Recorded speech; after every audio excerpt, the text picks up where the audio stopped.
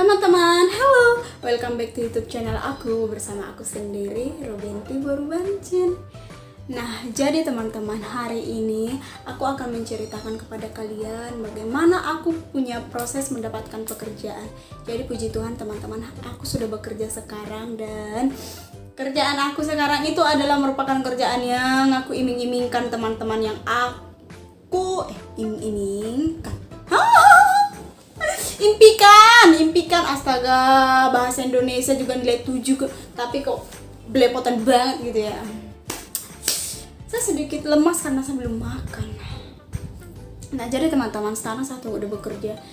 Dulu satu sangat bermimpi ingin kerja di gedung-gedung tinggi, tahu kan gedung-gedung tinggi yang Jakarta Selatan itu loh, tower gitu kan. Satu pengen banget gitu bisa bekerja di gedung tinggi sesuai dengan bidangnya aku, accounting gitu kan. Jadi kan sebelumnya aku kan kerja accounting juga di Galaxy kan, cuman ya something yang aku tidak bisa ceritakan, aku sedikit kurang betah gitu kan. Jadi aku kerja di situ itu tahun 2018 bulan 9 tanggal 3. Jadi bulan 10 tahun 2019 aku tuh sudah berdoa sama Tuhan gitu, aku udah bergumul gitu kan, aku ingin dapat pekerjaan yang gajinya lumayan lah gitu, paling tidak UMR sesuai bidangnya aku. Terus aku ingin kerja ya kayak orang-orang pada umumnya gitu, kerja di perusahaan yang memang benar-benar udah besar gitu kan. Itulah impian aku. Terus kemudian aku berdoa dari bulan 10 tuh, tapi aku masih kerja di perusahaan yang lama gitu kan. Terus kemudian bulan 12 aku melamar kerja di Jakarta Selatan memang, tapi interview aku berhasil sih gitu. Cuman kenapa aku nggak kerja bulan 12 itu di perusahaan itu? Karena aku menunda. Jadi di waktu mengisi formulir aku tuh bilang siap kerja tuh tanggal 16 Desember. Rupanya karena info yang terlambat dari perusahaan itu, akhirnya aku nggak resign dari perusahaan yang lama gitu kan. Terus akhirnya aku nggak jadi kerja di situ. Terus kemudian aku bergumul lah, ya udahlah, paling tidak nanti bulan 1 dapatlah pekerjaan gitu, atau enggak bulan paling tidak habis lebaran lah nanti tahun 2020 gitu. Karena aku kira tuh nanti bulan 1 THR turun gitu, rupanya nggak turun THR di bulan 1 teman-teman. Ya udahlah, saya nggak resign, saya menunggu sampai lebaran lah paling tidak THR turun. Tapi saya sudah sambil cari pekerjaan gitu, dan saya juga selalu berdoa. Saya bikin secara detail gitu di dalam saya bikin tulisan secara detail. Pokoknya aku minta kepada Tuhan, aku ingin bekerja yang seperti ini, yang gajinya seperti ini, perusahaannya seperti ini gitu kan. Itulah yang aku tuliskan gitu, yang aku doakan. Terus kemudian bulan 2 tahun 2020 aku tuh WA-an sama WhatsApp sama teman satu kampung aku yang sudah menikah di gereja di Tangerang gitu kan. Terus kemudian kalau ada info lowongan kerja kasih tahu ya, sekali aja gitu, itu ada tahu lowongan kerja gitu kan.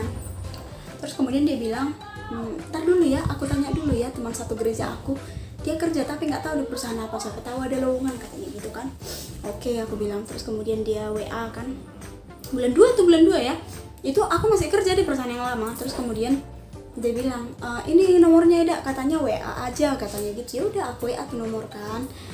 Terus kemudian aku kerja di sini, mbak katanya gitu kan. Ya udah, kirim aja ntar lamarannya ke email aku gitu. Jadi ke email dia yang email kerjanya dia gitu kan. Ya udah, aku email lah tuh bulan 2. Seminggu nggak ada kabar, 2 minggu nggak ada gitu. Terus teman satu kampung aku juga udah tanya kan, ada nggak kabar dari teman satu gereja gitu katanya gitu. Nggak ada ya, aku bilang gitu, mungkin belum rezeki, aku bilang gitu kan. Terus kemudian akhir bulan 2 itu kan udah masa-masa corona ya, dirumahkan lah tuh dari perusahaan ya, katanya dirumahkan, cuman aku menganggap itu udah PHK gitu kan. Jadi aku nggak kerja sampai bulan 4, bulan 5, terus bulan 6, bulan 7 tanggal 7 aku akhirnya kerja di kafe. Terus kemudian aku gajian tuh tanggal 10 bulan 8 gitu deh, dari kafe ini. Terus aku kemudian memutuskan untuk nggak kerja gitu, udahlah nggak usah kerja di kafe lagi, capek banget gitu kerja malam gitu kan. Lagian juga adalah problemnya gitu kan. Jadi udah diskusi lah nih sama doi kan, dia bilang gini, udah kau nanti jualan ini aja, apa jualan aqua sama tisu aja di lampu merah, itu juga lumayan kok, kau nggak harus begadang terus katanya gitu kan. Iya juga dalam hatiku, karena aku juga kan bukan tipikal yang pemalu gitu kan, maksudnya aku udah punya mental lah, aku udah punya mental buat jualan gitu. Ya udahlah, lebih baik lah daripada aku begadang terus tiap malam, lebih baik aku jualan tisu sama jualan aqua di lampu merah aja gitu. Itu udah sepakat nih. Tapi aku gajian tanggal 10 itu hari Minggu apa hari Senin ya? Yang jelas hari Senin sebelum aku hari Kamis masih. Oh iya, hari Jumat sebelum aku kerja, waktu itu hari Jumat tanggal berapa sebentar ya, saya lihat dulu kalender. Jadi hari Jumat tanggal 7 Agustus sebelum kerja, aku kan pergi kerja ke kafe tuh jam-jam 4 kurang gitu kan. Ada telepon tuh dari nomor telepon gitu kan. Cuman dalam hati siapa sih? Aku nggak ada lamaran kerja gitu kan. Jadi aku jawabnya songong banget gitu. Halo, selamat sore Mbak Robenti. Selamat sore Bu, Mbak, nanti aja teleponnya ya Mbak, saya lagi di jalan gitu. Songong banget gua. Terus kemudian nyampe di kafe, aku beres-beres semua, nyuci piring apa semua lah ya kan, ngepel apa segala macam gitu kan. Aku nggak cek handphone, terus pas udah selesai langsung udah clear lah kan, terus aku duduk cek handphone, ada WA. Selamat sore Mbak Robenti, saya ini dari PT ini, yang tadi nelpon gitu. Dan mas gue, astaga, yang butuh siapa? Kok gue songong banget lagi tadi jawabnya gitu kan dalam hati gue kan. Aduh, aku langsung buru-buru balas kan, terus kemudian nggak dibalas. Mungkin pikirku besok kali gitu kan. Terus kemudian besoknya aku tunggu juga nggak dibalas. Terus hari Minggu kan pasti enggak lah gitu kan. Terus aku berpikir gini, berarti itu nomor WA kantor kali gitu kan. Jadinya nggak dibalas gitu, berarti hari Senin aku harus standby nih handphone aku nih gitu. Cuman hari Minggu tanggal 9 aku pulang kerja dari kafe itu jam 2 pagi. Jadi pulangnya udah hari Senin lah tanggal 10 ya, jam 2 pagi. Aku tertidur tuh udah jam 5 gitu kan. Padahal dari Sabtu sampai Minggu aku udah persiapkan, pokoknya hari Senin jangan sampai kelewat lagi telepon bento gitu kan. Ternyata apa yang terjadi teman-teman, saking karena saya tidurnya jam 5, saya tidak ingat. Terus kemudian saya terbangun jam 1 siang. Jam 1 atau jam 1 kurang gitu lah kan. Aku terbangun kayak disentak hantu gitu. PT ini kan mau nelpon. Aku langsung buru-buru cari handphone, mana handphone. Aku cek, udah dibalas WA-nya gini. Saya dapat rekomendasi nih CV ibu untuk melamar accounting di perusahaan kami gitu kan. Terus aku lihat udah panggilan tak terjawab kan. Terus aku balas, oke Bu, siap Bu, saya besok bisa datang interview gitu kan. Cuma udah nggak direspon lagi. Aku udah nggak betul lagi nih pikirkan. Aku langsung minta tolong kan sama doi, tolong ngisiin pulsa gua dong dari GoPay lu gitu.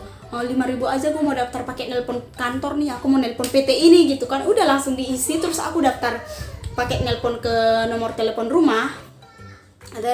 Aku pakai kartu AS ya. Siapa tahu teman-teman ada yang melamar kerja. Itu bisa kalian pakai nelpon ke nomor perusahaan gitu kan, dari bintang 100 pagar. Kalau lebih jelasnya cari aja di internet ya, di Google ya, saya juga dapatnya dari Google soalnya. Terus kemudian saya daftar, udah aktif kan, udah saya langsung telepon kan.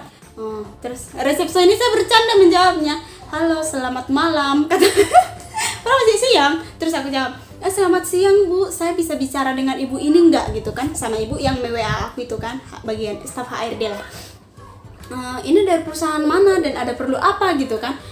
Terus saya Robenti Bancin Bu, ini masalah lamaran kerja Bu gitu. Oh ya udah sebentar gitu kan, disambungin lah tuh. Terus dijawab lah tuh sama ibu ini kan, halo selamat sore gitu. Selamat sore Mbak, saya Robenti Bancin. Oh ya sudah sebentar, saya confirm dari WA ya gitu kan.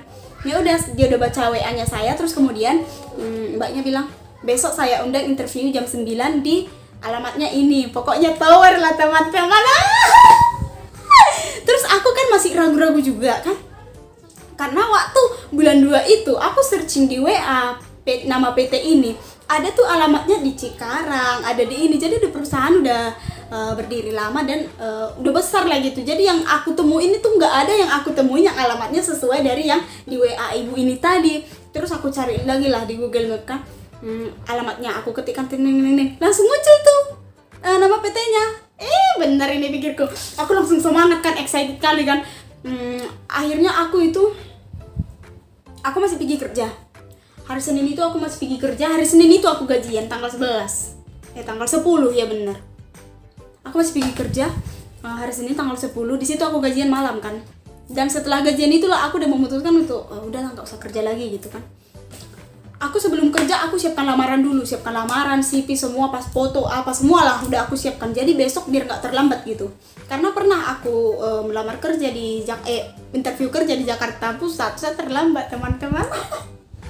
Undangannya jam 10, interviewnya saya nyampainya undangannya jam 9, saya nyampainya tengah 10.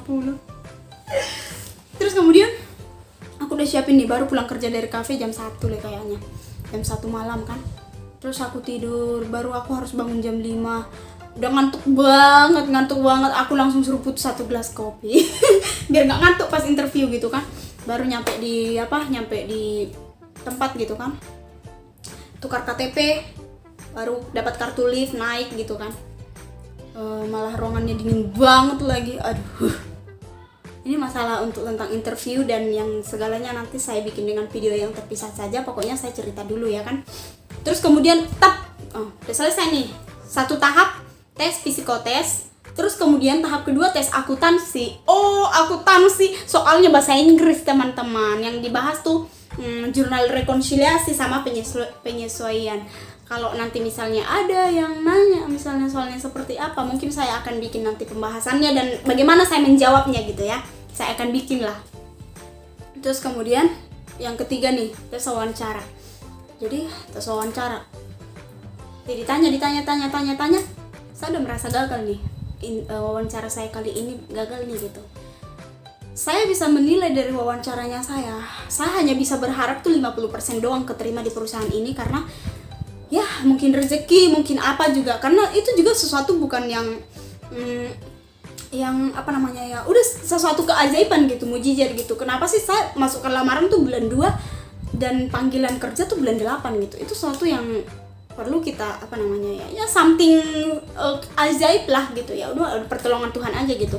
Terus kemudian aku nih kan punya kelemahan sangat susah mengenali tempat, mengenali jalan, sama mengenali wajah orang tuh saya sangat susah teman-teman. Jadi bapak yang menginterview saya ini, pas saya sudah keluar dari ruangan gitu kan, udah keluar, satu sedikit linglung, sedikit sedih gitu. Saya mau turunkan ke lantai GF, udah pegang-pegang kartu lift nih. Saya udah sedih aja gitu, gagal lagi gitu kan. Dalam hati sudah seperti itu, cuman aku tuh aku tuh tipe orang yang tetap berharap gitu. Satu punya tetap berharap, satu selalu yang menanamkan di dalam diri saya bahkan bahwa tidak ada yang mustahil gitu. Saya berkata dalam hati saya gagal nih kali ini, Tuhan interview saya gagal nih gitu. Tapi kalau memang ini rezekinya saya serahkan kepada Tuhan saja. Tapi kalau bisa meminta Tuhan tolong kasih saya kesempatan gitu, saya akan buktikan kalau saya bisa gitu.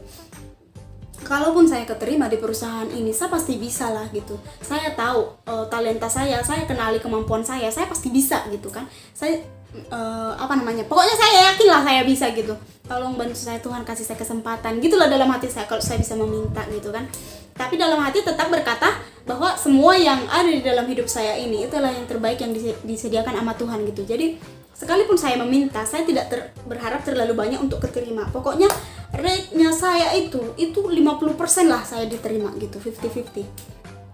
Terus pas saya mau turun, bapak yang menginterview saya tadi keluar. Waktu menginterview saya, bapak itu pakai jaket dan tidak pakai masker. Maksudnya dia pakai masker tapi maskernya diturunkan gitu kan. Terus kemudian pas keluar, bapak ini tadi lepas jaket dan pakai masker. Saya paling susah mengingat wajah orang. Saya kan udah sedikit linglung juga, udah sedikit sedih juga. Ini bapak itu tanya kan, kamu mau turun ke lantai berapa? GF pak gitu. Terus kemudian dibantu sama bapak itu, ditekan GF gitu kan, baru ditempel kartu liftnya kan. Lantai lift F, aku bilang gitu kan. Terus aku langsung ngantri tuh di depan lift F. Bapak itu nengokin gitu kan, karena saya nggak kenal. Saya lupa. Terus kemudian masuk kan, ting nong gitu kan, udah buka liftnya kan. Terus aku masuk, hati-hati ya. Baru aku sadar, Tuhan Yesus, itu kan bapak yang interview aku tadi, itu kan yang wawancara aku tadi. Astaga, pasti bapak itu mengira aku sombong gitu kan. Aku merasa menyesal, aku kalau bisa naik ke atas aku mau naik lagi gitu kan. Sulit banget sih gitu, sedih banget dalam hatiku seperti itu kan. Cuman aku tetap ya udahlah gitu, terserah kamu aja lah Tuhan gitu kan. Terus kemudian aku turun, aku lari gitu kan, aku lari. Aku udah pokoknya udah, namanya juga kita udah merasa gagal, linglung gitu kan. Aku udah lari, terus pas lari hujan. Aku lari lagi balik ke gedung itu kan. Hampir aku ketabrak mobil. Terus kemudian aku nunggu nih, aku WA nih sama si Doi kan, biar aku dijemput. Jemput dong gitu. Udah selesai gitu kan. Baru pas lah. Akhirnya karena hujan juga, saat terobos hujannya kami berteduh di bawah jembatan layang, karena di depan tower ini tuh ada jembatan layang. Jadi pada para sepeda motor pada neduh di situ gitu. Saya neduh situ, saya bilang saya gagal nih interviewnya, wawancaranya gagal. Kenapa katanya gitu kan? Saya ditanyanya ini, menurut aku sih kamu kayaknya nanti bakalan diterima, katanya Doi gitu kan.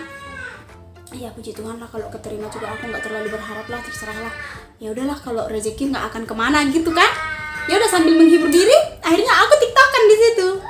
Terus ternyata hari Selasa aku interview itu, hari Selasa jam 6 sore, aku tuh udah di email penawaran kerja. Tapi karena aku merasa gagal, pulang interview kami singgah ke pasar beli ayam, nyampe rumah saya masak ayam.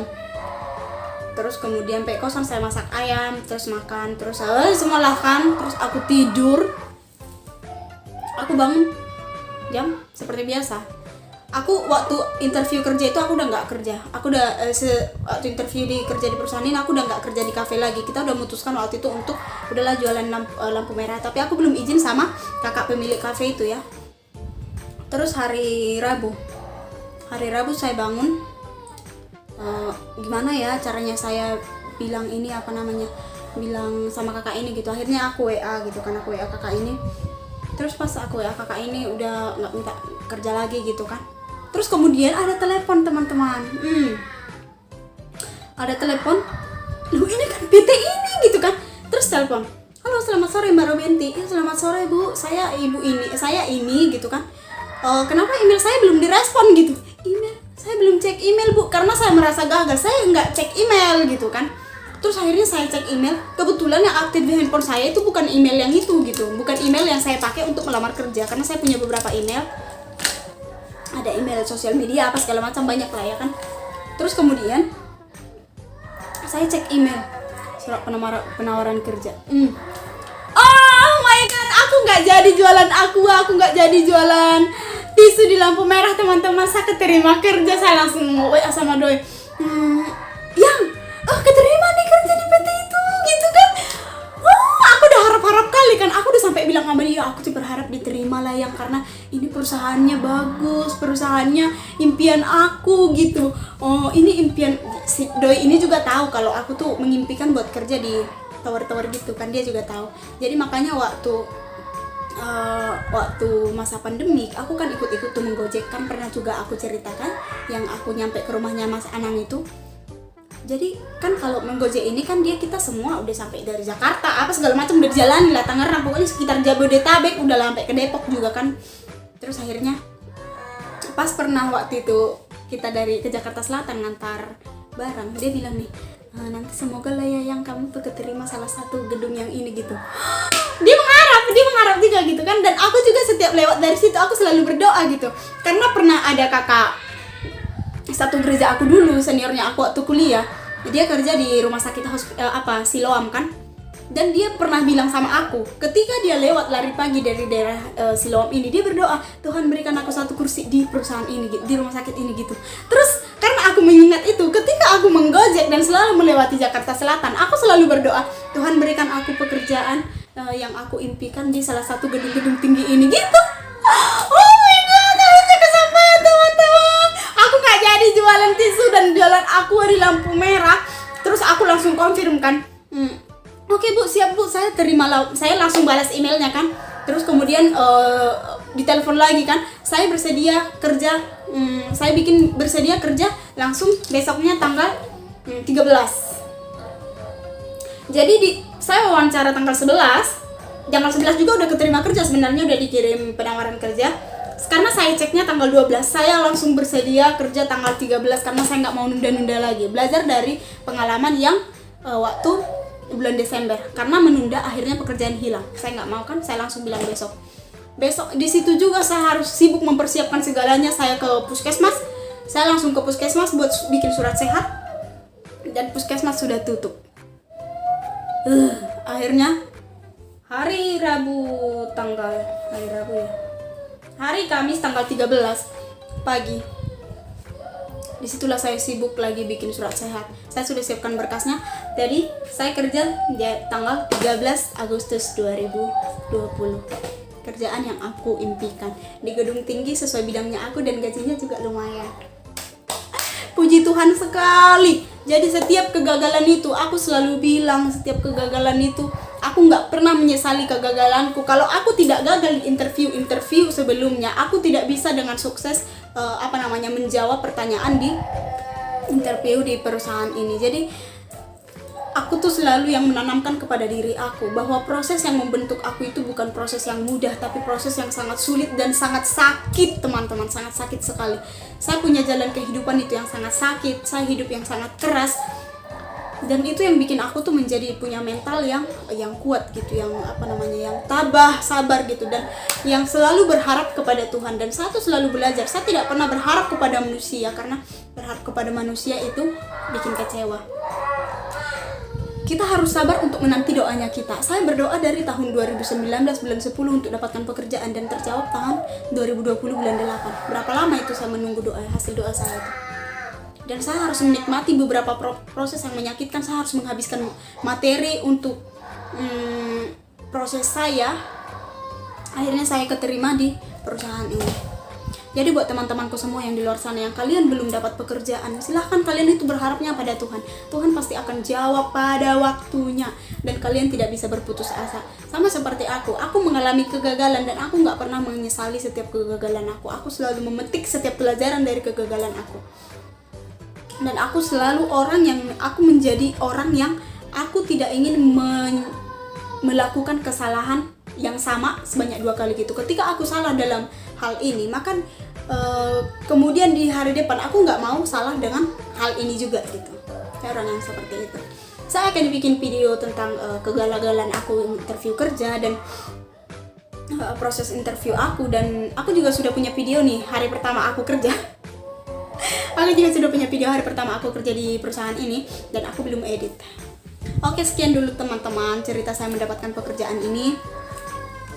Semoga bisa menginspirasi teman-teman di luar sana yang kalian memang sedang bergumul dalam mencari pekerjaan.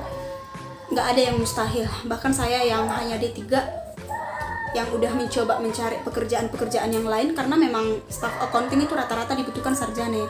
Ini anak tetangga saya nangis mulu, nyebelin banget sih. Emosi juga. Rata-rata dibutuhkan sarjana gitu, tapi puji Tuhan akhirnya saya keterima meskipun saya masih D3. Nanti kalau Tuhan mengizinkan saya ingin kuliah S1 lagi gitu. Jadi kalian harus semangat, berjuang terus, jangan terlalu memilih-milih pekerjaan, dan tetaplah kerjakan apa yang bisa kalian kerjakan selama itu tidak merugikan orang lain. Selama itu kalian tidak meminta-minta dan kalian tidak mencuri dan menipu, silahkan kalian bekerja. Gunakan apa yang ada dalam diri kalian. Kalau kalian hanya sementara ini hanya sanggup untuk menjual tenaga seperti saya kerja di kafe, ya juallah tenaga kalian. Kalau kalian hanya sanggup untuk menjual waktu, ya juallah waktu kalian. Tapi kalian jangan menjual diri kalian ya. Kalaupun kalian jual diri, teman-teman, juallah yang sekitar sini. Apa itu? Isi otak. Jangan jual yang ini jangan ya. itu tidak halal, teman-teman, tidak baik ya. Jadi jual tuh yang ini ya, otak. Kalau yang jual di diri ini, jual ini. Kalau enggak jual ini, jual otot, jual jual tenaga. Ya kalau enggak ya jual waktu lah gitu ya. Oke teman-teman, salam sukses buat kita semua dan Tuhan Yesus memberkati.